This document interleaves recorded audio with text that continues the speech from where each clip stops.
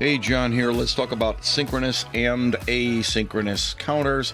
I'll try to put a dramatic pause every time I say the word synchronous so that it is very clear that I'm not talking about an asynchronous counter when I mean to be talking about a synchronous counter in this tutorial.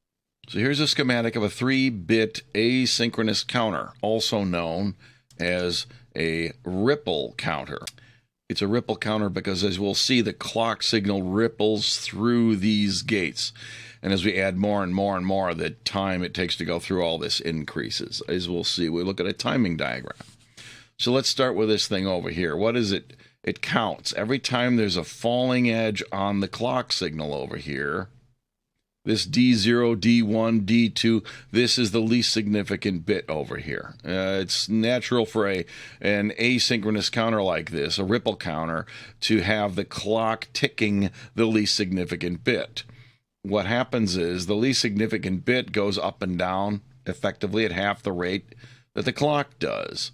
And every time the least significant bit has a falling edge, the next most significant bit changes its state.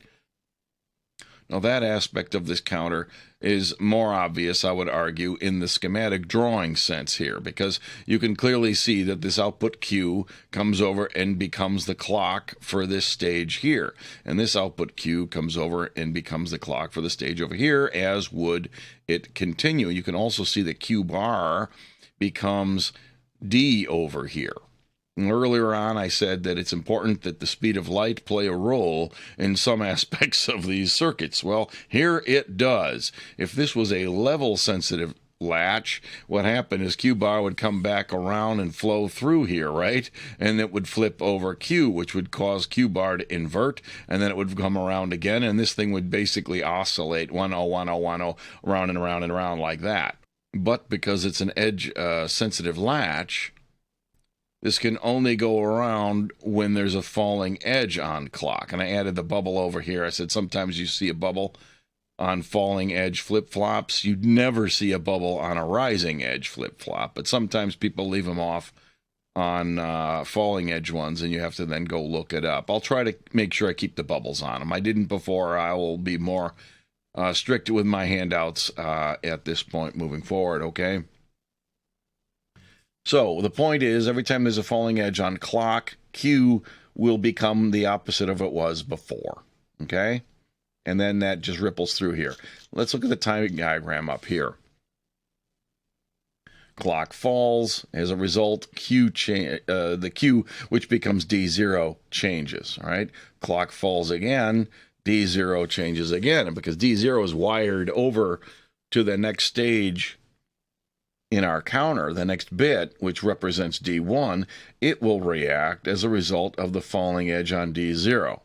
Now, I exaggerated the propagation delay a little bit in here, but this exaggeration is very real, okay?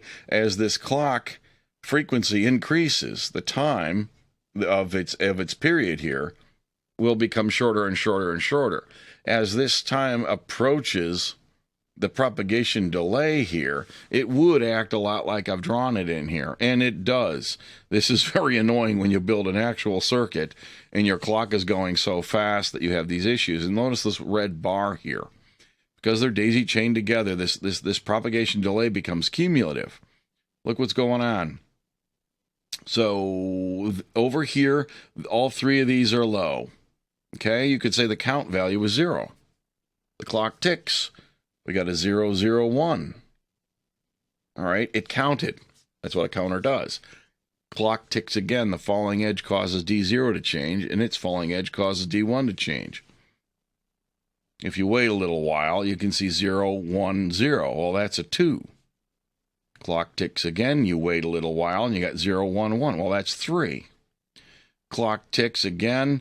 This whole thing happens in a cascade like this. That's the ripple we're talking about. If you wait long enough, you got a 1, 0, 0. Well, that's a 4. Tick again. 1, 0, 1. That's 5. Tick again.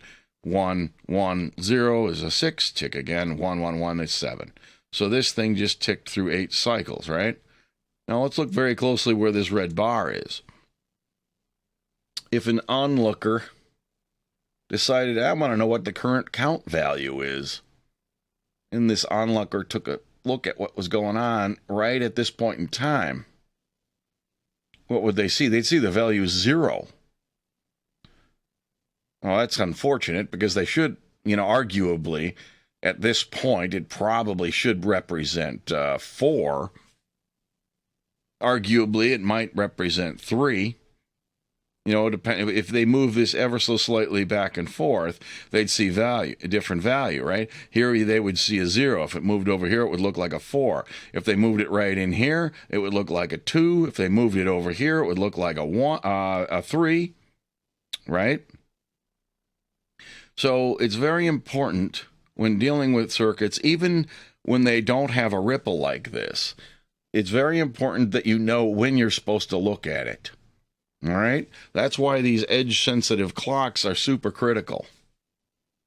We can argue that in this design, as long as you're looking at it right here, oddly enough, if you look at it on this falling edge, what you will see is what the value was, so to speak, in this window over here. Or as drawn here, if we only have 3 bits in our clock, you could sample it. We call this sampling. Whenever you look at it and take a sample, we call that sampling. If you sample the value of these 3 data lines on this rising edge, you can see that they would be valid, provided that this propagation delay does not vary. As long as this is stable and dependable, we know that it will settle down by this rising edge time on that clock. And by the way, that's incredibly common. You'll build an actual circuit. Quite often they say the output is to be read on a rising edge, but the input will, be sampled on a falling edge or something like that in order to get around this problem. Now, it should be obvious that if you add more and more and more stages, this gets more and more delayed. If this clock is running at this speed, whatever it is, proportional to this propagation delay, and we made a 32-bit counter out of this thing, on this falling edge, the last bit probably won't change until way over here. And if that was the case, there would never be any time when you could look at it if it's continuously running. You would never be able to sample the output of this clock and get a correct value. It'll always be in the middle of changing something. All right? So that's critical with an asynchronous counter, that you don't have so much ripple in proportion to your clock period where the counter itself becomes worthless.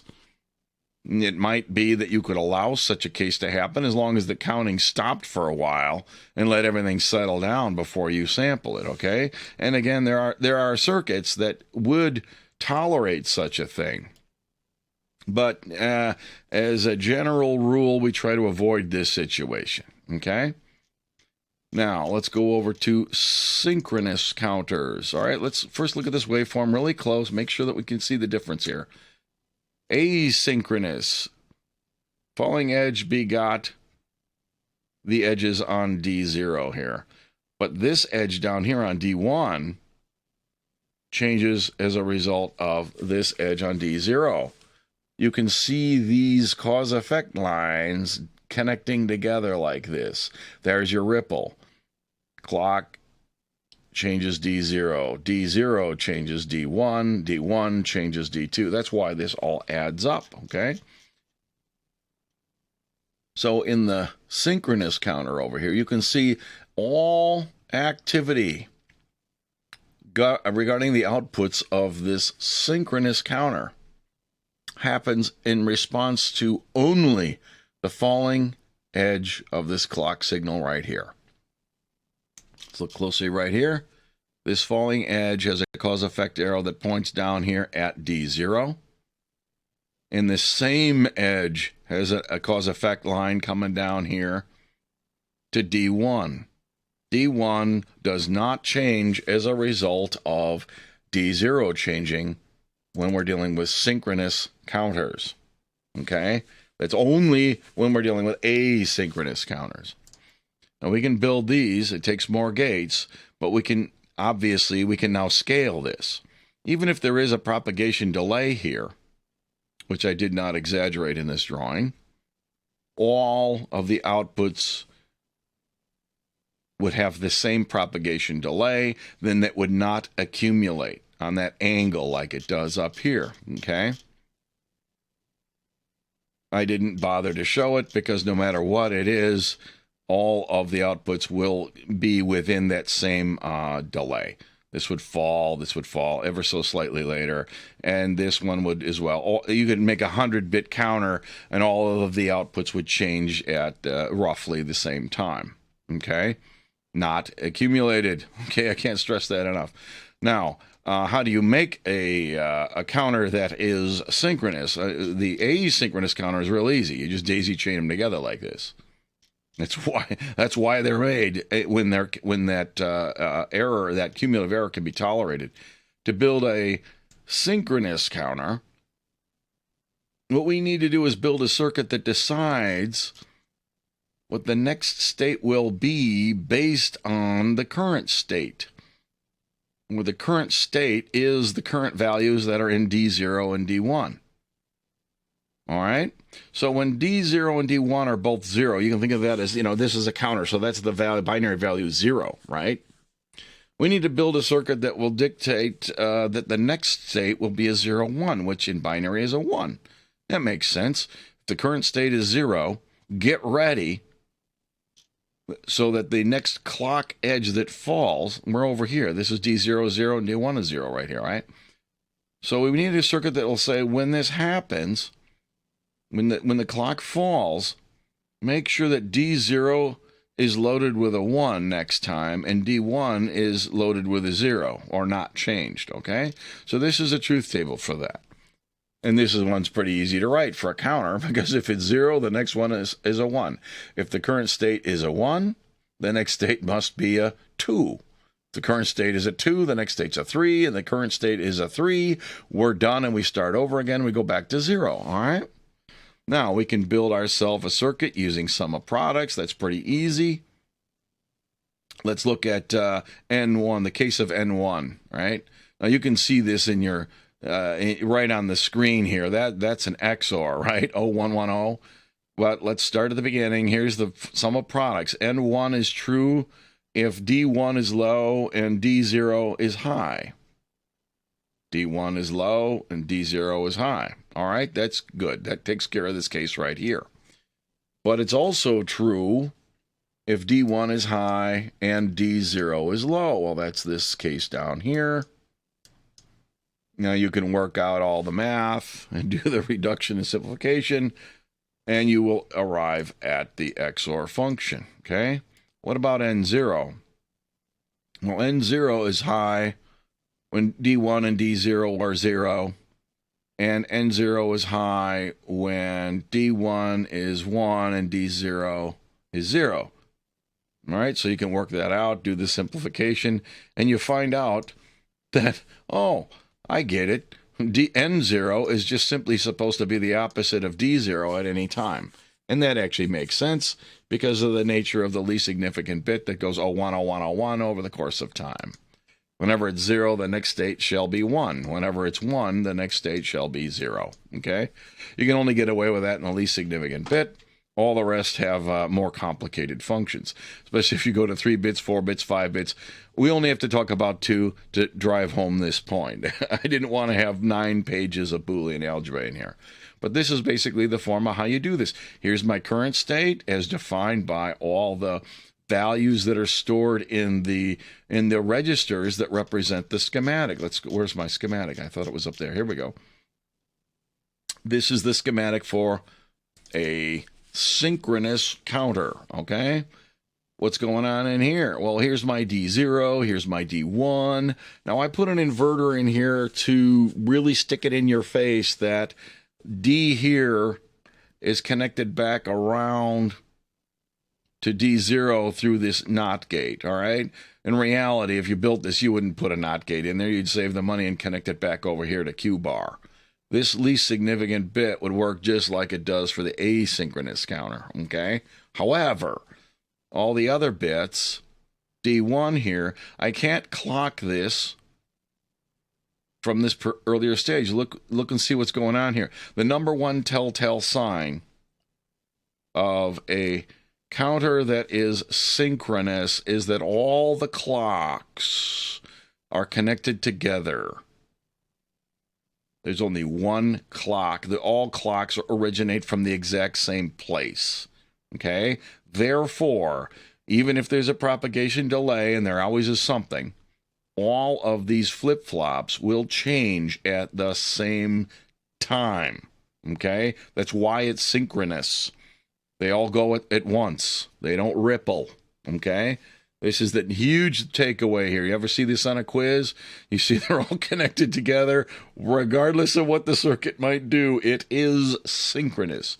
If you ever see a schematic that looks like the one up here, where you've got this giant thing all cascading like this, and these clocks all go to different places, that is not a synchronous counter, right? This is an asynchronous counter when that happens, all right?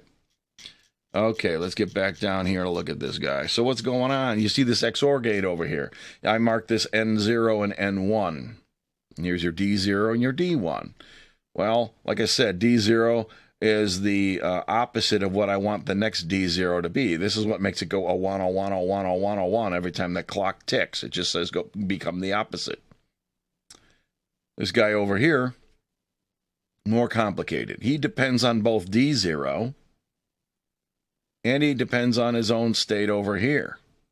And as you saw in the truth table, and the Boolean logic for the truth table, the next D1, N1, I should say, is the XOR of the current D1 value and the current D0 value. So that's why this comes around over like that.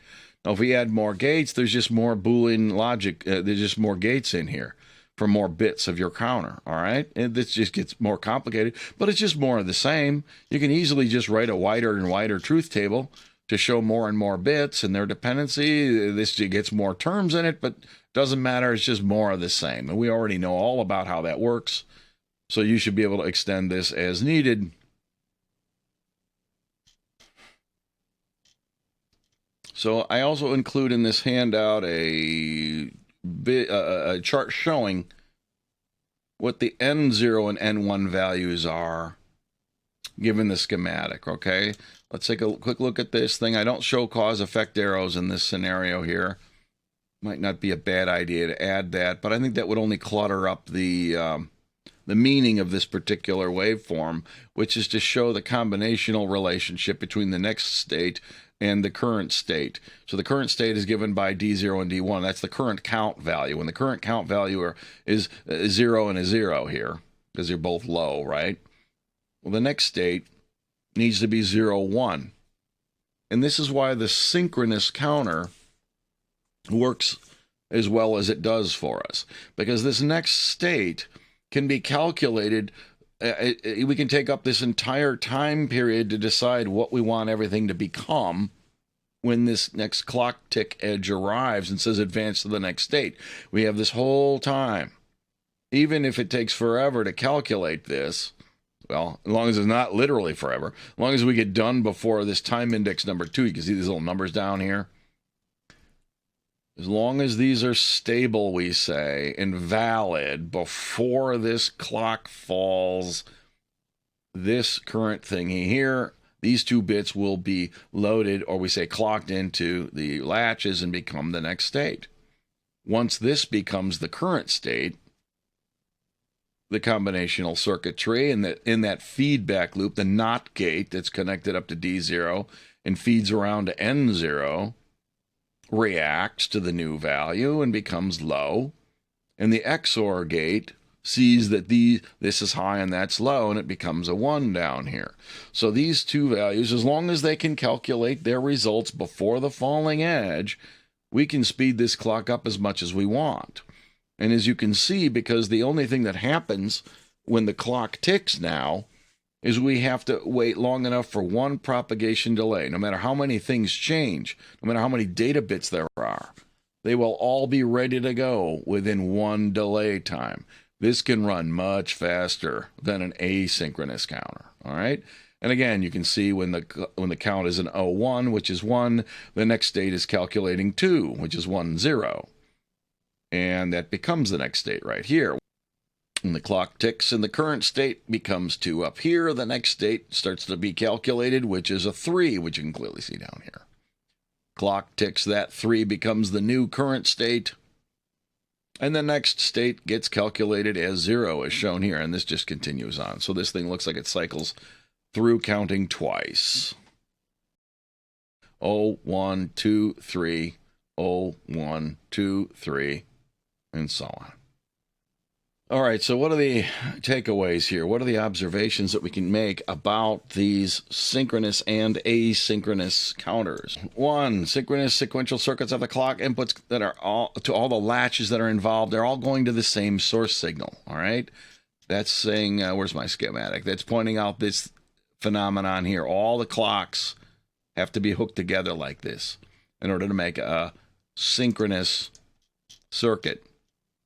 2, asynchronous circuits have the clock inputs of the latches connected to different or additional signals.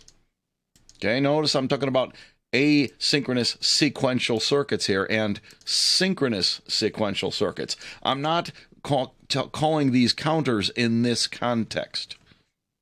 Now, I say this very carefully like this because there are other things you can do with circuits that are designed like this. We'll see that in future tutorials. Now, the most significant bit in a ripple counter changes after the least significant bit. This is talking about the ripple. This could change much later, right?